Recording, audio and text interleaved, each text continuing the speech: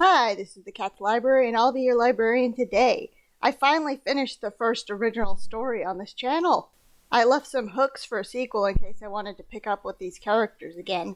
However, I haven't decided if I want to rewrite this story first, since most of it is very first draft, and I didn't have enough of it planned out before I started writing. Regardless, I'm going to take a bit of a break from these bigger videos for a while. Engage!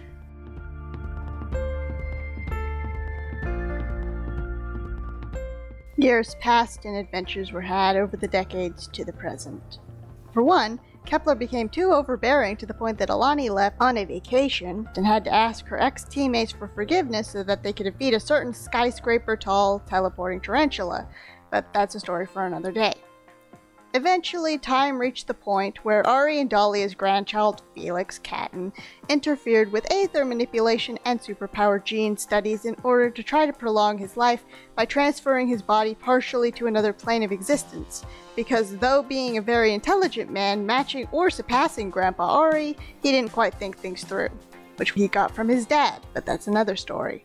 Catton's manner looked different during the day. The portal in the phone booth of the local gas station had been on for 2 hours now, as the codebreakers sent lab materials and scientists into Mr. Catton's library.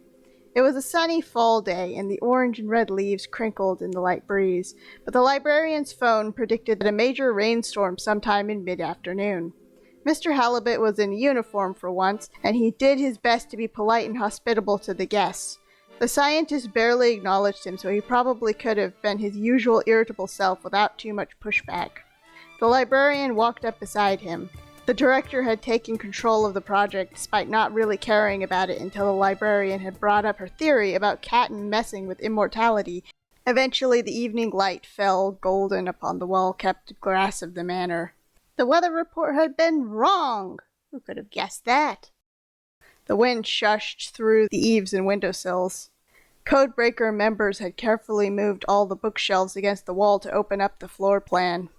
The lead scientist held his breath along with everyone else in the room, except the director, as he pressed the button in his hand.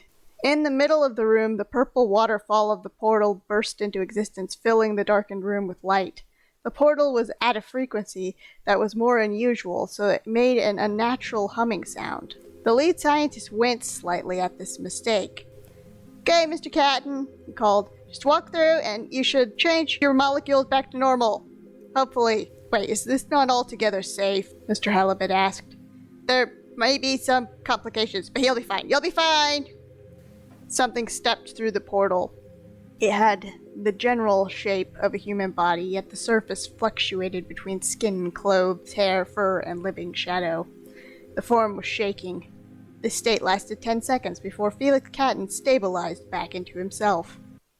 Everyone was left speechless. No one but Felix noticed that the director was the only one leaning forward and the only one who immediately adopted a quizzically bored expression. Mr. Hallibut shook himself out of it. "You all right, sir?" "Yeah," Felix responded. "Why wouldn't I be okay?" He glitched again, but didn't seem to notice. "Because you aren't properly stabilized?" the librarian hinted. Felix looked down at his arm. For a moment, nothing happened. He focused harder on it, and black fur sprouted like a time-lapse of a field. He smiled. "Awesome!" At will, he turned his whole body into a mass of fur under his clothes. Then he phased into shadow, first in a human form, then as a giant cat. Finally, he changed into a standard black cat, and Mr. Hallibut gave a half smile.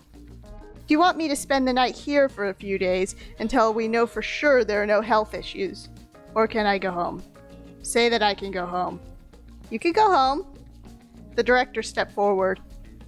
"Actually, I would like to provide my head scientist to stay here for a while." Mr. Catton looked at the head scientist.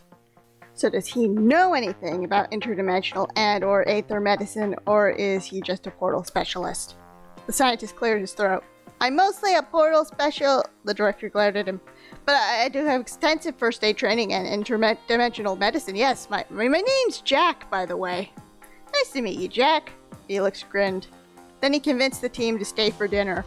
The director wouldn't let him leave the house, so she had Jack and the librarian pick it up. The director didn't give a set time when Felix could ever leave the house. He picked up on what this meant even though no one else did, but he didn't let that change his good mood. Everyone but Jack left before Felix was fully ready. Jack went to Hallibut's old room, which had been freshly made up for him. Felix lay on his bed, staring up at the ceiling for a few hours. He could swear his room smelled like dust, even though his butler would never allow for such a thing. It was a full moon. He wandered out into the hallways, and the creaking of the floorboards sounded in his ears like the pounding of a distant war drum that would never come. His feet led him back to the library. The furniture had been replaced as if nothing had ever happened. He turned himself to shadow. Midnight came and went, but the librarian didn't come. Her task was done, after all. It was a truly bright moon that night. The trees loomed black against the dark and silver sky. Felix stood with his hands behind his back and one wrist strangling the other. The codebreakers were not people who one would cross lightly. Felix sighed and then gave a wavering smile as he convinced himself of something. When Jack woke up the next morning, Mr. Catton was gone.